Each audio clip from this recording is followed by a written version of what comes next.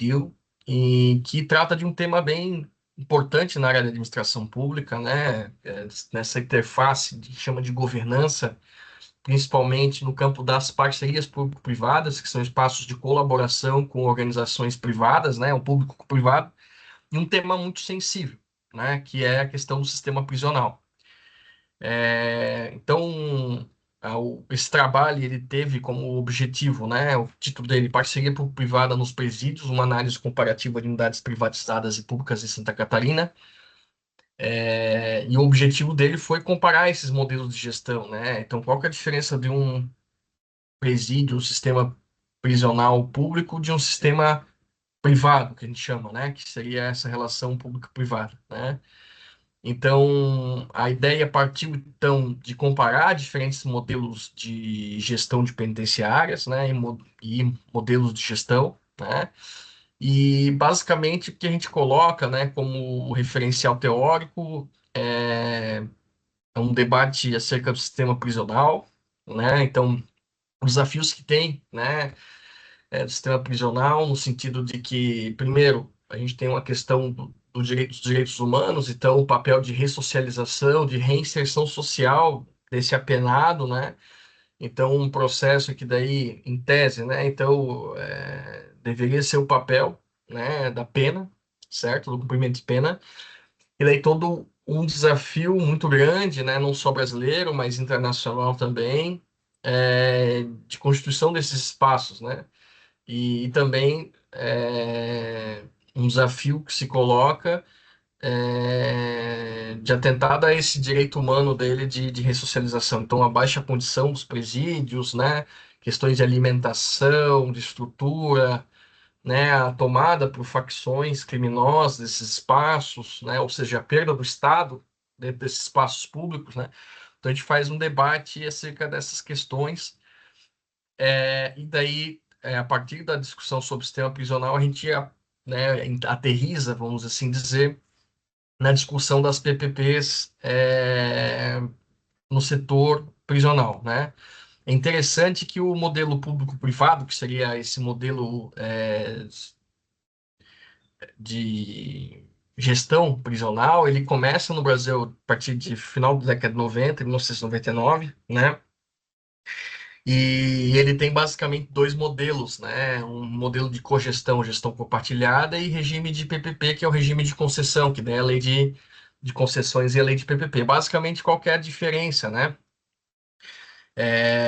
Na gestão, na cogestão ou gestão compartilhada, a gente tem o privado no gerenciamento em si, ou seja, né? O sistema todo ele é público, né? Guardas, estrutura, infra, né, como é, por exemplo, uma organização social, né, na gestão de equipamento de saúde. Então, né, tu tens lá o hospital é público, a estrutura é pública, maquinário, tudo é público, e só a gestão, vamos dizer assim, ela é de um terceiro, né, ou seja, não é pública, é privada.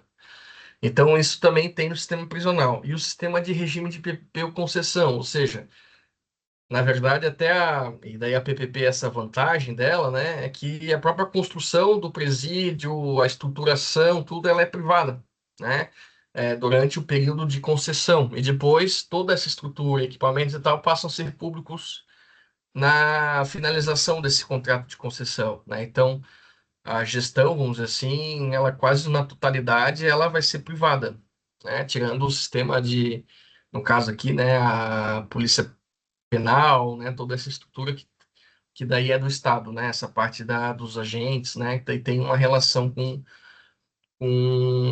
esse modelo, né, então a fundamentação, ela se depara, vamos dizer assim, com essa discussão, né, metodologicamente também para poder trazer elementos, né, a gente buscou realizar entrevistas, né, infelizmente o sistema prisional é um sistema muito sensível, né, e nesse sentido também para conseguir discutir, conversar com gestores não é fácil, então a gente conseguiu, mas que bom que a gente conseguiu, né?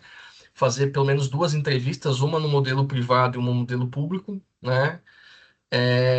E que a gente usou ali, né, uma matriz, vamos dizer assim, de análise, né? que buscou abordar algumas dimensões, né?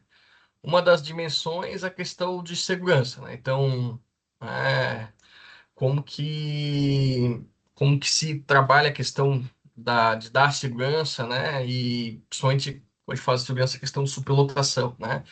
E daí tem uma vantagem que é a questão de produtividade, né? Então, o contrato, né, nessa área é por produtividade, ou seja, por apenado, qualidade, né? O número de apenados. E é interessante que para o privado é muito ruim quando tem qualquer rebelião, né? Ou mesmo quando se extrapola o número de apenados, ou seja, superlotação, isso influencia não só no lucro, mas nesses elementos, né? Indicadores. Então, existe um debate, né? A gente comparando o sistema brasileiro com outros países, né, que o oferir lucro nessa área, ela às vezes, em vez de gerar, vamos dizer assim, um processo de ressocialização, na verdade, o presídio ele tem que estar com uma lotação considerável para poder trazer lucro, né? Então, esse é um debate que se tem, mas por lado da entrega, vamos dizer, do serviço, esses indicadores de não ter superlotação, cuidar com rebeliões, né? Essas questões ela é muito mais forte nesse modelo, né?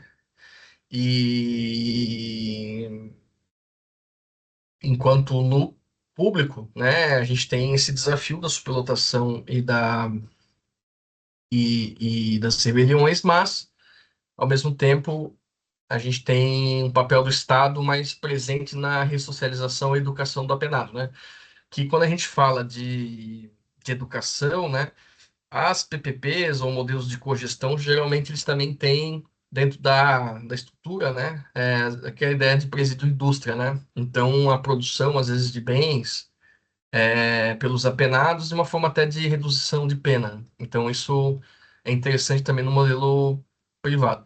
Outro ponto foi o desempenho, eu já comentei um pouco sobre essa questão, né? Um desafio muito grande é a transparência e accountability desses elementos. Então, a gente tem os dados, né, das melhores, né, de como a gente pode avaliar os bons presídios, né? Geralmente, os presídios que estão em público-privado, eles têm uma avaliação melhor, porque, de novo, existe uma avaliação de desempenho maior, né? A questão também de investimentos, em estrutura, a gente vê diferenças no privado para o público, né? Agora é um desafio muito grande que a gente até aponta, né? No trabalho a gente não. Aqui a gente está no resumo expandido, né? Porque é um trabalho que ele está em desenvolvimento, né? É pensar como é que tu aprimora esse modelo e tu amplia ele dentro do território, né? Então a gente vê poucos presídios no Brasil ainda com esse tipo de proposta, né? E a gente vê em Santa Catarina um resultado bem interessante, né? Fazendo essa comparação.